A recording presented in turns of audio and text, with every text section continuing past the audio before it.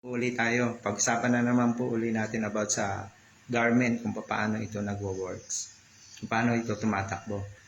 Last na video ko, sinabi ko rin na yung about sa pattern making and sampling bago ma-aprobahan na isang produkto, bago mag-cutting, bago mag-mass production. So, ang i-share ko naman sa inyo is about sa marker. Ngayong na-aprobahan ng pattern, ang sampling, okay na lahat, gagawa na sila ng marker para sa cutting. Ngayon, dito naman tayo sa marker. Pero bago po ang lahat ng mga yan, paki-follow and subscribe na lang sa Facebook page nito, no? Para sa mga iba pang updates about sa kung paano tumatakbo ang isang garment factory. So, tuloy na po tayo. So, and then after nung pinag-usapan natin ang last video ko, yung about sa pattern making and sampling. Nung mga gawa na to, maaprobahan na finalize na okay ang product, na sukat na lahat na maigi. Gagawa na ito ng marker. Ang paggawa ng marker po ay yung mga pattern, itine-trace yan sa isang papel, katulad ng Manila paper, ganyan. Pinagdudugtong-dugtong yan, o meron talagang tela, ay meron talagang papel na ginagamit yan para sa marker, na sumusukat sa width ng tela, tas tsaka yung haba na kailangan para gawin sa marker. Dito, binabudget lahat ang tela. Meron may pabaliktad, may pagano, para magkasya lahat yung mga parts ng isang maong. Katulad ng pinag-usapan natin noon, maong inilalatag ko lahat doon. Kinokompleto ang size, kung ilang size yung order na pwedeng ilatag doon. Kunyari sa isang pantalon, size 24 to 32, ganyan.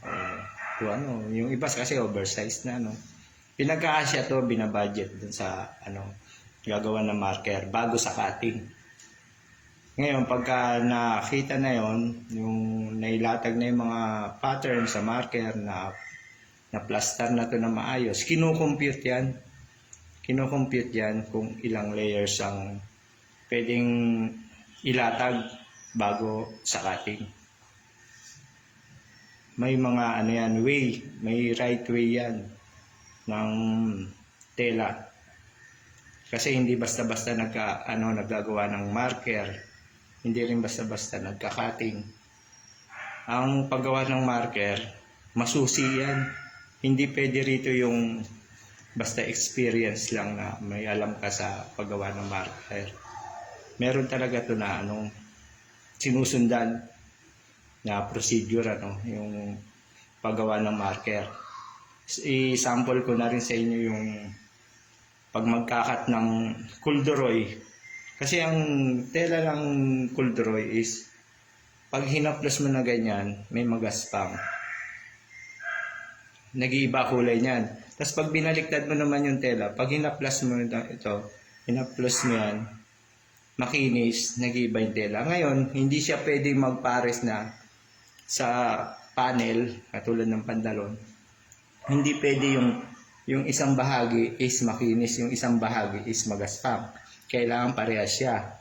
Kaya hindi basta-basta naggagawa ng marker ang gumagawa ng marker na to, kasi by department to Iba yung sa pattern making, sample making, tapos eto na, nasa marker na tayo, paggawa ng marker bago mag-cutting. Masusi itong sinusuri bago gumawa ng marker. Minimake sure nila na yung way ng tela is pare-parehas, pati yung lapad, and then yung computation ng tela, lahat nandiyan yan. Yun yung and then bago mag-cutting, bago maglatag. So sa susunod na video ko, hanggang dito lang muna ulit tayo. Sa susunod na video ko, yung about sa naman tayo, sa cutting na tayo. Dito, i-share ko sa inyo yung kung paano naglalatag. Nandyan yung shade ng tela. May mga number yan sa mga ano. Kung makikita mo sa mga tela, mga maong kahit cotton 12 or ano, may makikita ka dyan, may mga sticker sa bawat rolyo. Nandun yung shade ng tela. Tas yung ons ng tela. Ibig sabihin yung ons ng tela, yung kapal ng tela. Yan. Sa maong meron 12 ons, 13 ons, 13.75. Ang pinakamakapal is 16 ons. Yan. Tapos may mga shades yan. Shade ng tela. Hindi basta-basta naglalatag pagka ano, na hindi pare-para sa mga shade. Kaya sa next na video ko, yun ang i-share ko sa inyo. Kaya sana i-follow nyo ako, subscribe, share nyo na rin to para malaman na iba. Lalo na yung mga interesado sa garment factory, no, papasok. Yung mga knowledge na rin para matuto kayo kung anong posisyon ang gusto nyo sa isang garment. Kung ano yung pwede nyo mapasukan. Kunyari, pumasok kayo, nag-apply kayo, wala kayong alam sa garment. Usually, karamihan niya napupunta muna sa service boy, ganyan. Pag lalaki ka, o service girl, sa babae, ano, yung kasi service boy, mabigat ang trabaho. Ang service girl is, pwede naman yung taga-putol lang at taga-mark. Diba? Kaya, sa susunod, i-share ko sa inyo yung about sa cutting department naman tayo pupunta. And then, after ng cutting department is bundling or assorting bago dalhin sa sewing department. Yan, sunod-sunod tayo, no? Yan ang mga video natin, sunod-sunod tayo. Kaya sana i-follow and subscribe nyo ako, no?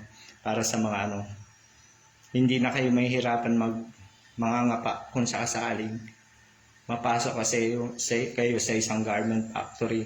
Kasi sa isang garment factory, kahit wala kang alam, tatanggapin ka. Kasi doon tuturuan ka na nila. Katulad ko, nung pumasok ako sa isang garment factory, wala rin akong alam. Hanggang sa natuto ako, hanggang sa inaral ko rin ito, hanggang sa dumami ang alam ko sa isang garment. Kaya sana makatulong to sa inyo. Yung mga, lalo na yung mga nagtatrabaho na gustong pumasok sa isang factory, maging factory worker, ano, na walang alam. Huwag kayong matatakot mag-apply kasi kahit wala kayong alam, tuturuan kayo. Kahit yung mga mananahi, basta marunong ka umapak na makina, pwede ka, kahit hindi ka pa nakapanahi. Kaya marami kayong matututunan sa akin. Sana follow, subscribe nyo, no? I-share nyo na rin. Sige, next time sa ano naman tayo, cutting department tayo. Sige, bye-bye. Next time. God bless.